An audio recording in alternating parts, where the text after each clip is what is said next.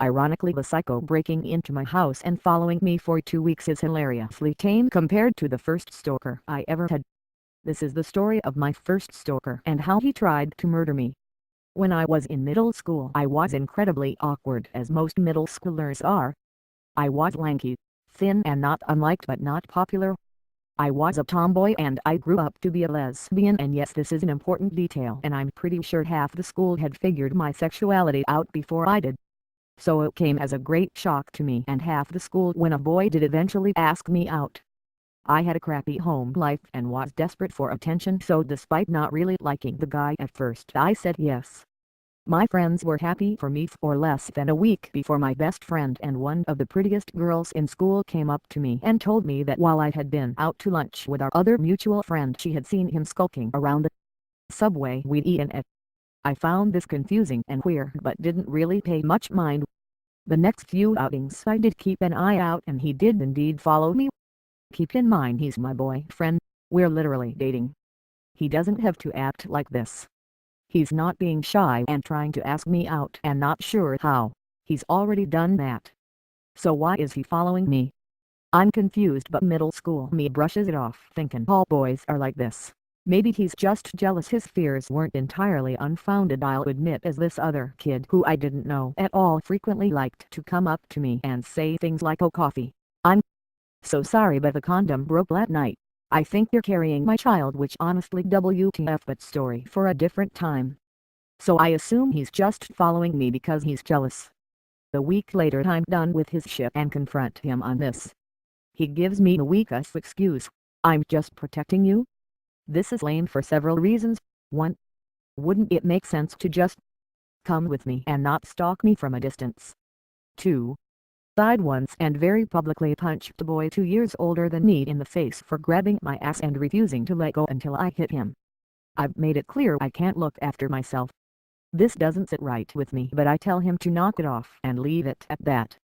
To make a long story short, he does not, and I dump his ass. A few days after the dumping, through gossip and my friends being concerned, I come to learn that not only did he stalk me while we dated, he did it before and after as well. He didn't take the breakup well, and his solution to cope was to draw these comics, I guess, where he was an alien prince rescuing me, the human princess, from entire armies. It involved a lot of self-depreciation, both in and out of character, and disturbingly well-drawn gore. I know this because I constantly found them in my locker. It got so bad I actually brought it up with the school, and he was moved classes and a bunch of other stuff to keep him away from me. They wouldn't expel him since all they had was my word, but this was fine with me, as that felt a little extreme at that point. He'd never hurt, and I honestly didn't think he would. How wrong I was. That was the end of it, or so I thought. A year and a half later we all graduated, and I thought I'd never seen him again. The unfortunate reality was it wasn't. I'm second-generation French, and my parents felt it was important I go to a French immersion to keep in touch with my roots. This meant I went to the nearest French immersion high school, which was his default assigned school. This wasn't a huge problem. It's a big school. The first year passes without incident.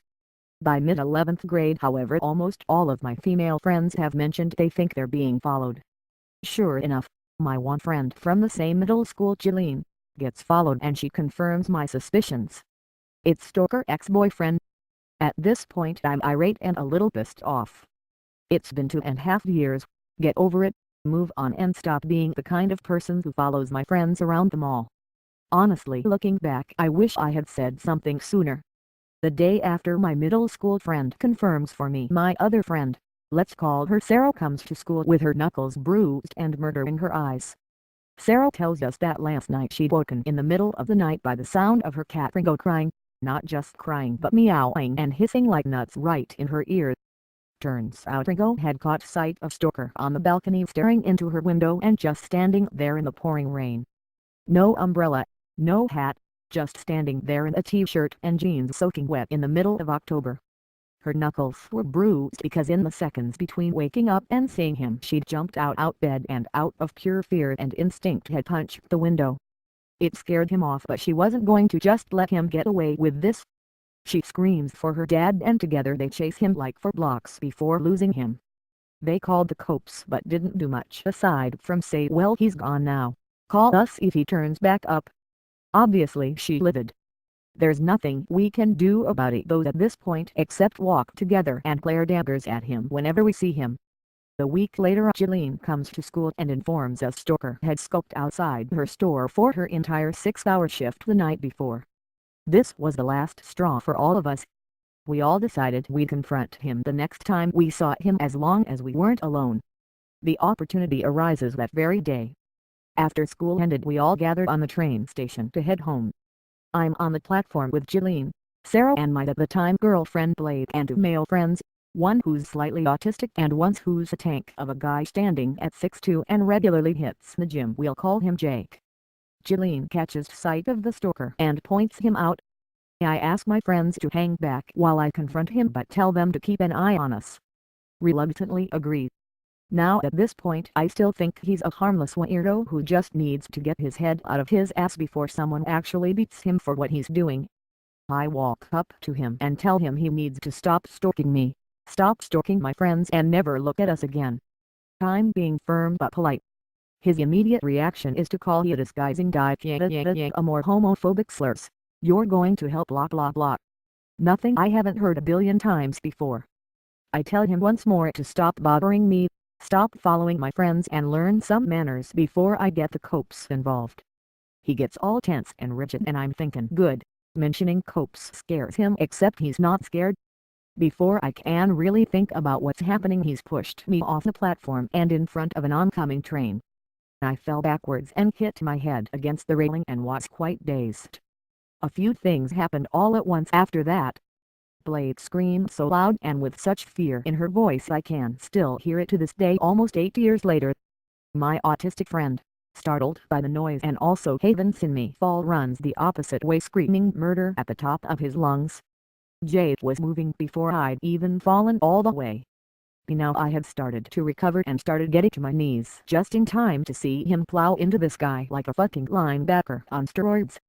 They hit the ground and he's put his fist into Stalker's face and they're both yelling. Jillian and Sarah have run after my autistic friend towards the end of the platform and towards 2 police officers running onto the scene. Blake has caught up to us and is screaming my name and telling me to get up. The train horn is blaring and I'm still dazed, swaying in place and trying to figure a way up back onto the platform. I remember Blake grabbing for my hand despite being too far and too high up and sobbing and begging me to climb. "Please just climb."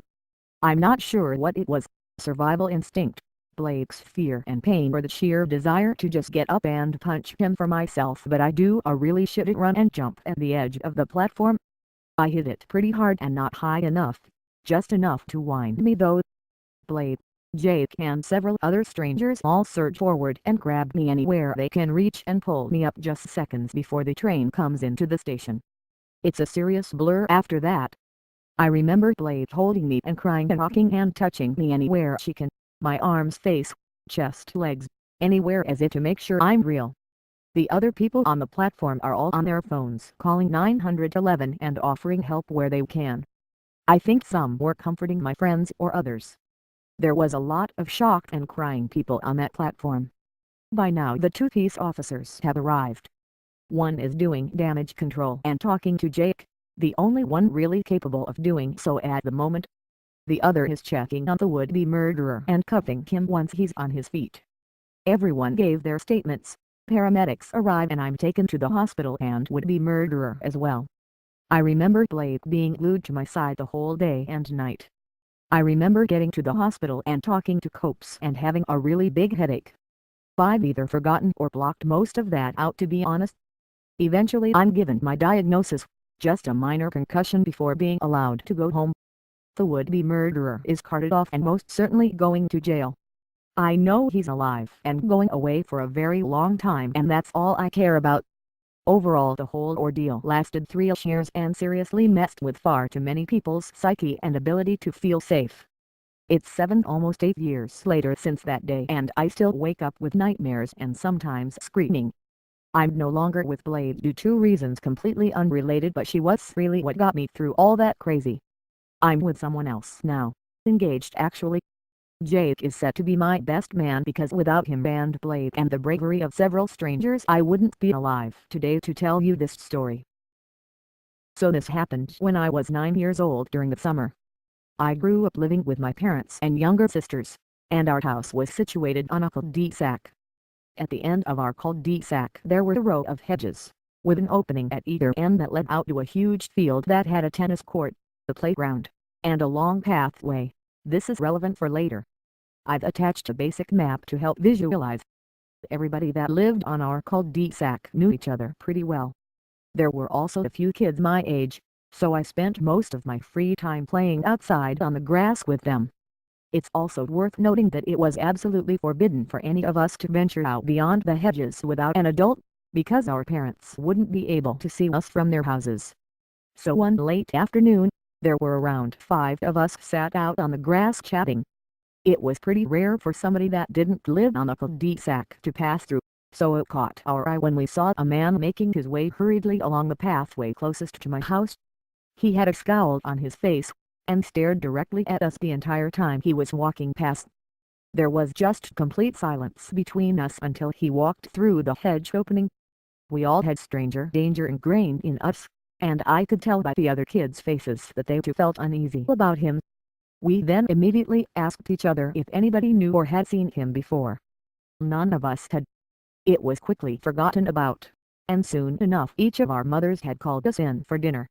Around 10 minutes after we had finished dinner, I was in the kitchen helping my mum with the dishes.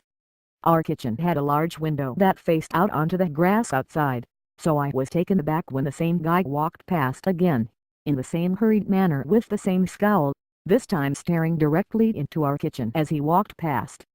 I gasped and told my mum that weird man was staring at us earlier.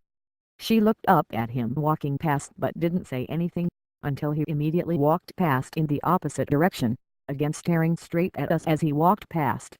I yelled "Mum!" and pointed straight at him. She saw him and ushered me out of the kitchen, saying something along the lines of "Don't be silly, he's probably looking for someone." I went upstairs to get washed and ready for bed, the entire time feeling a bit freaked out by him. From then onwards, I started spotting him at least weekly standing outside of our local places such as the post office, our local convenience store, etc. Each time I saw him, he was alone and not really ever doing much, just standing and looking around. I was always in my mum's car when I saw him, so I just ducked and kept out of his vision whenever I saw him. There were no more direct encounters, so I figured he was probably new to the area, and over time my nervousness of him lessened. Fast forward to the winter, I was at school and playing on the playground during our lunch break. Towards the top end of the playground was a padlocked gate that was about 8 feet tall, and about 4 feet wide. It was rarely ever used, so it caught my attention when my vision raced past the gate, and I caught a shadow standing there. I did a double take, and it was the man. He was pressed right up against the gate, with both hands level with his head gripping the bars, staring straight at me. I freaked the fuck out and started screaming and hysterically crying, and made a run for it into the school building. One of the lunchtime supervisors, who also happened to live with her kids on our cul-de-sac, saw what had happened and took me straight into the nurse's office. The head teacher, along with a few other teachers, were called into the room and asked what had happened. I was too panicked to say anything outside of "the man is there," so the playground supervisor/neighbor took over and explained to them. She said she had spotted him a few times on our cul-de-sac, and had a bad feeling about him and had told her kids not to talk to him. The teachers went to another room to look at the footage of the security camera placed on the said gate. After a while, they came back to the nurse's office and decided to call my parents and the police. The decision was made for my parents to pick me up from school early, so the police can come to our house and take a statement, and because I was a hyperventilating wreck. On the car journey home, my mum told me that teachers had said the camera footage showed him standing at the gate, and then sprinting away, which they figured was because I started screaming and crying. She said it was a good thing because I scared him away, but I was bright for my age and I knew that she was saying that only to comfort me. We meet the 2 police officers at our house, one female officer and one male officer. They're very friendly and make me feel at ease whilst they're asking me all of the relevant questions. They then asked me to describe what he looked like, but being so young I could only say that he was white, tall, with short brown hair.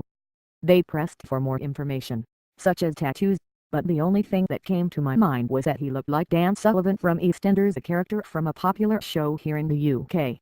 This was met by instant laughter from both police officers and my parents, with the female officer commenting, "Wow, he must be quite good looking."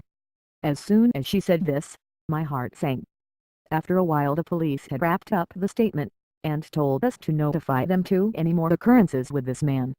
I was grateful for their help, but I couldn't help but feel like I wasn't being taken seriously by the adults. After this, I'd stop seeing the guy around our town, and the kids on our cul-de-sac say they don't see him either. Life goes on, and gradually, I regained the confidence to play outside again, both with friends and by myself. A year and a half later, I'm 11 years old and it's the summer time. My parents had gone away on holidays, so my grandma and aunt were staying at our house looking after me and my younger sisters for the week.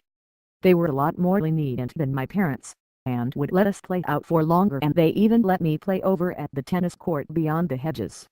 It was around 6 p.m. and was still light out, and I was racing my bike up and down the long path situated in the middle of the large field.